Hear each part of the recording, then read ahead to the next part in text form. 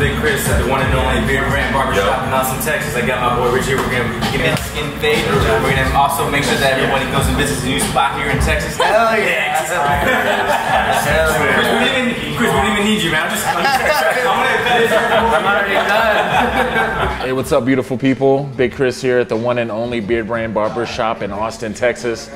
I got my good buddy Richard with me. Been cutting his hair for a while. He's a chef here in the city. Got a new spot, Fat City. We're gonna talk about that, but we're also gonna do a mid fade on him today. I'm gonna do more of like the Pompadour stuff that I normally do. Longer in the front, shorter as we come on back. It's gonna be a good time. Stick around.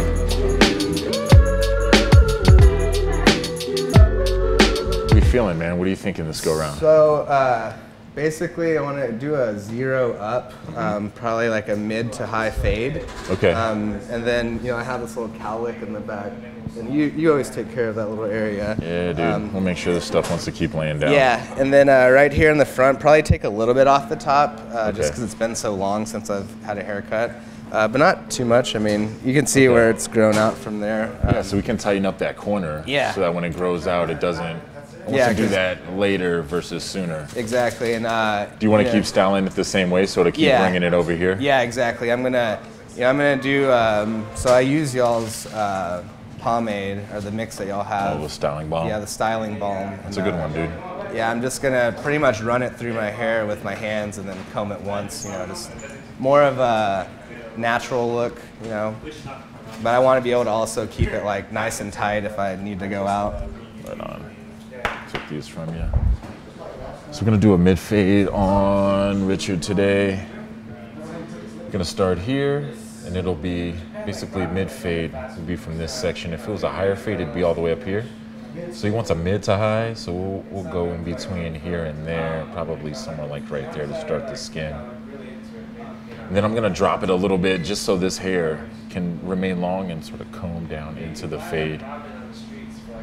And then probably a little off the top, but then starting off longer here and then getting shorter as we come back, but still long enough to where this hair will want to comb into place. And that'll be the cut we do today. All right, so I think I want to do some debulking first. Yeah, I've been wearing a hat today, so my hair's like, my hair's in special fashion today. Not gonna make it easy for you. That's okay, man, no worries. I've been down this road before. Yeah. So like just to start this cut, I pulled out my number 3 blade, and that's just to like do some debulking, just so I can have a clearer canvas to work with. And then for that skin, like this would be your typical mid fade point, and then this would be your typical like high fade starting point. So we're gonna go in between here, probably like right in there, with the straight skin. So that's about a mid fade, and we're just gonna go up just a little bit higher, like right there.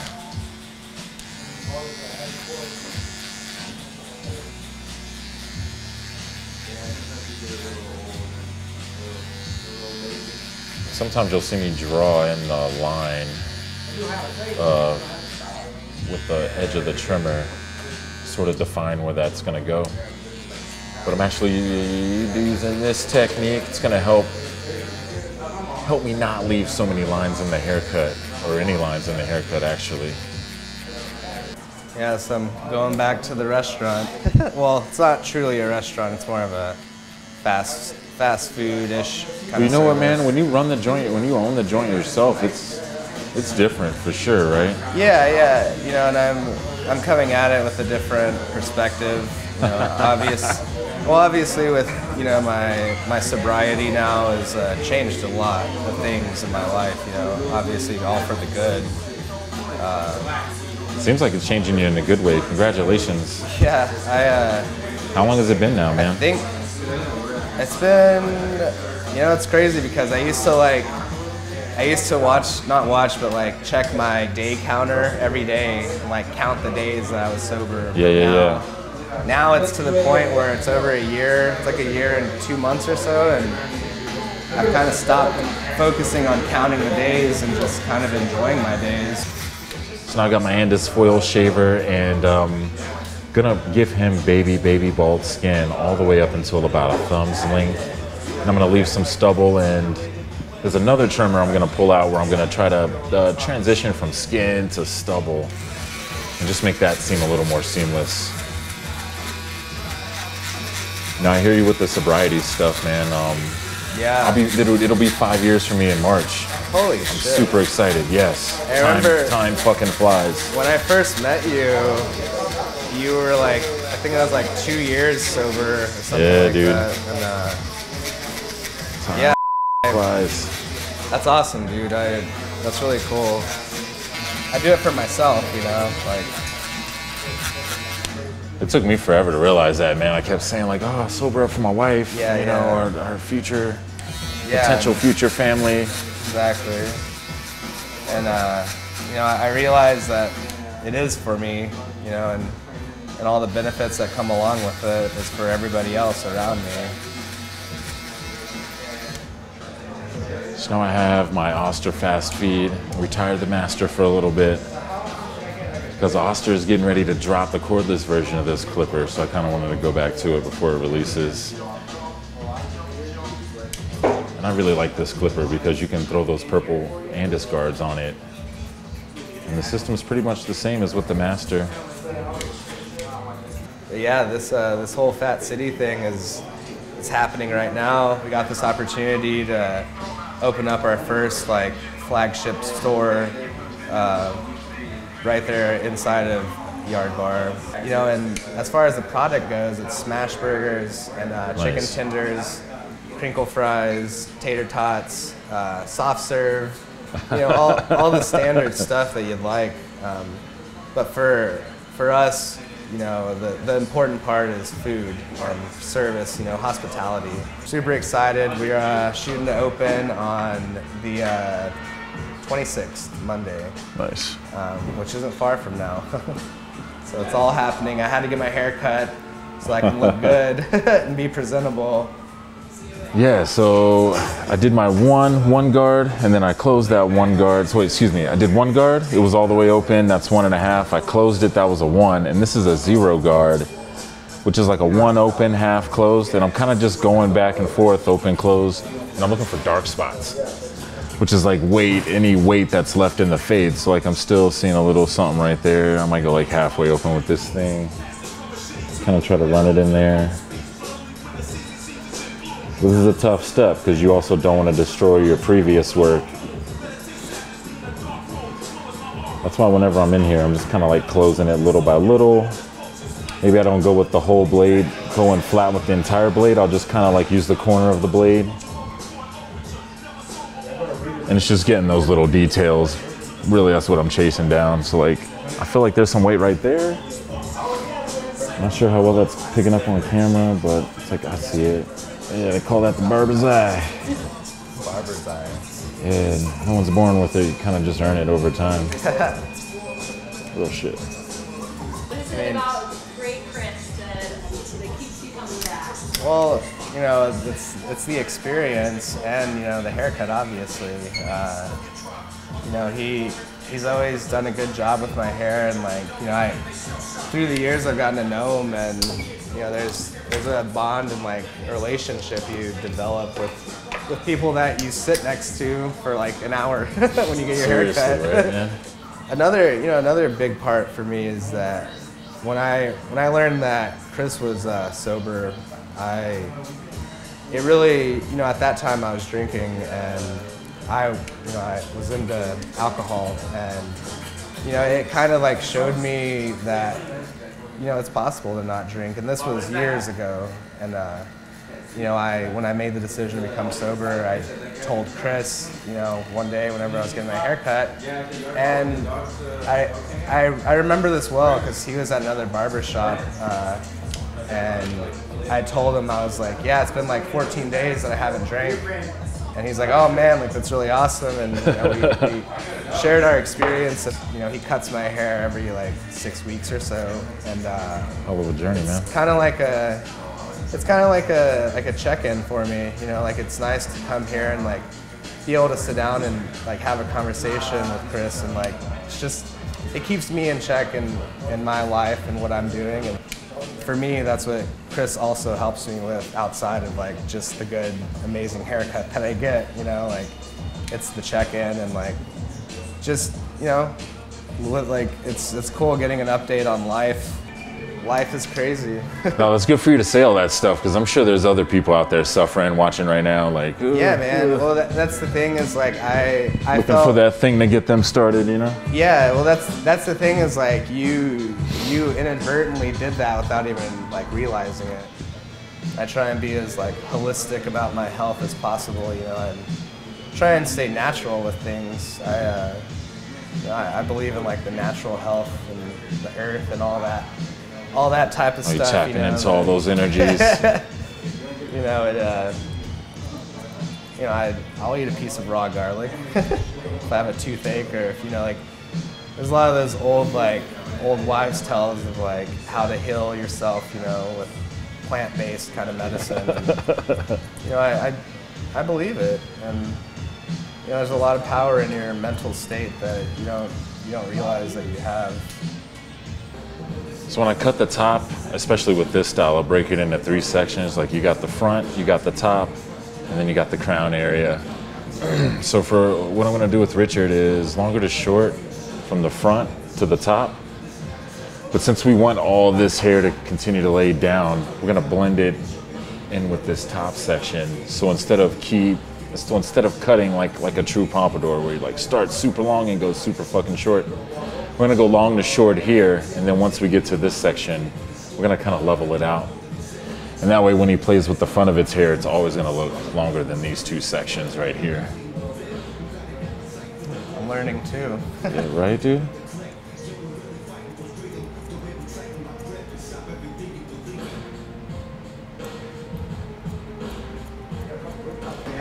All right, so most of the fade's done on the side. Which has got like a little bit of a lighter texture. So what we're gonna do is clipper over comb our way into the bulk. And I've got a 1.5 blade on my detachable clipper. And what that does is I can take out bulk, I can remove weight while still keeping it like heavier in this section. And then I'll come back, do some like shear over comb work, and that'll really, really get it dialed in.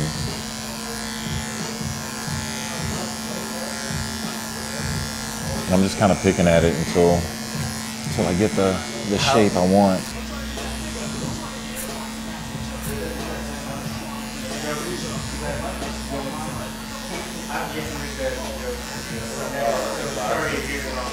I remember I grew my hair out for like 3.5 years one time, and I don't know how I did that. That's crazy because there's so much to deal with when you have that much hair.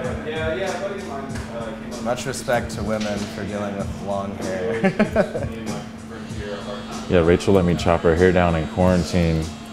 She looks so much better, man. Hopefully she keeps it going. So Richard was telling me that this corner gives him trouble during the grow back. And I'm kind of just going in, pulling it at different directions, just trying to find where the weight's hiding. Usually it's in this area too. And if I can go through, I can clip off a week here, clip off 2 weeks there. 2 weeks is like a 1/4 inch of hair. Okay. At the same time, I'm just trying to keep the shape.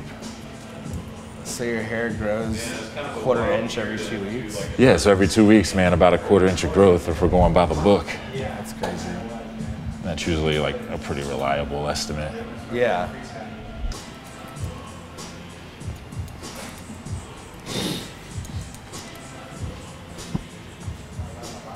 So I'm doing my best to smooth this out back here. I mean, it's still blade against the base of my comb, and since it's like a fading technique, I'm not really like chopping out weight. I want to move it as fast as I can, sort of like a clipper. Meanwhile, just trying to keep that still blade in the same spot the best I can.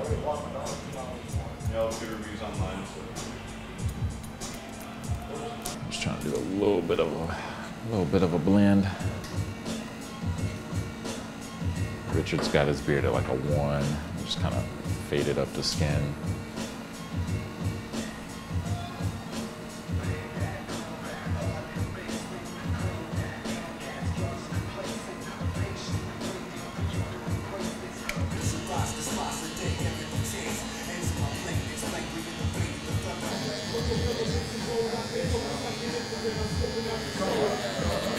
What scent do you like, chef? I think I have the Temple Smoke. Oh, you're a Temple Smoke guy. What's the other? I like that other one. What are the other ones that you have? Old Money. That's like the instant classic. Smells like leather. There was another one though. It's like got Many like leather-bound books. Tea tree oil. Tea tree's another good one, man. There's peppermint oil in there. Yeah, that one. I'd like to try that one. Want to go for some tea tree? Hell yeah. You convinced me to go buy a little blow dryer. Dude, blow dryer makes hair look sick, man. It does. My wife was like laughing about it. Like, oh, you use the blow dryer more than me now. So once you get it blown dried into place, you can use a lot less product too to sort of get the look you want. Yeah. So the blow dryer's done all the heavy lifting. Now we just gotta lock it in, some styling balm. Blow dryer's the way to go. I'm gonna grab some tea tree, styling balm from my guy. One of our sweet new combs too, man. I love this Hang 10 comb we got. Switch them out, Jess? No, they're still here. This thing's gorgeous, man. It's really beautiful. Yeah, and this is yours too. Oh, what? Yeah. It's like a LSD trip. I want you to take that and some of the styling balm with you today too. Right. So the hair's already blown dried, so I'm literally just grabbing, what, like a large pea maybe that is? It's a little bit more than a scotch. Half a scotch. That's about 2.5 scotches. Just completely emulsify, and then we're gonna work it into the root.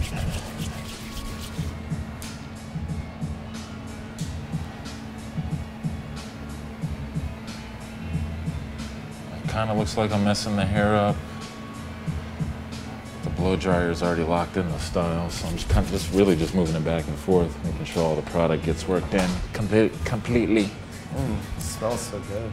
It does smell really good. I'm gonna go a little heavier around this section here. And I'm gonna top it off on the side. So, the one and only Hang 10 deal. If you were to What's blow up? dry your hair now, like after this point, Yeah. if I blow dried and combed now, is that unnecessary? Or No, you could do it that way too. would it change anything? Like, would it change it as opposed to like? Because what I do is I put product in then blow dry, or should I do blow dry then product? I think either way, man. But I mean, I Same. would do blow dry and then product. Okay. And then comb like this to style. Yeah, I'm just worried that you're taking product out while you're blow drying. See, that's it. that's what I was guessing. So you got these fine teeth here. If you end up putting in too much product, you can actually comb through with the finer teeth, and that'll pull off the excess product. Okay. And then you can come back with your whiter teeth and style it, exactly the way you want. And then even back here on the swirl, like I'm really just trying to comb it into the direction that it grows.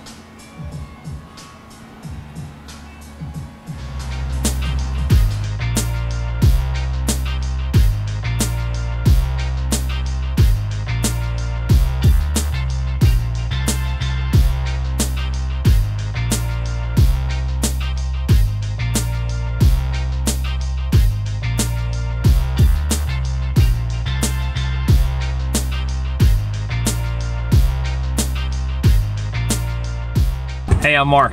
I think that Beardbrand products and the Beardbrand mission, they've really helped me kind of wear my beard and present it to the world in a way that, honestly, for the first time in my life, like, kind of makes me feel kind of handsome. Sometimes. But anyway, thanks guys.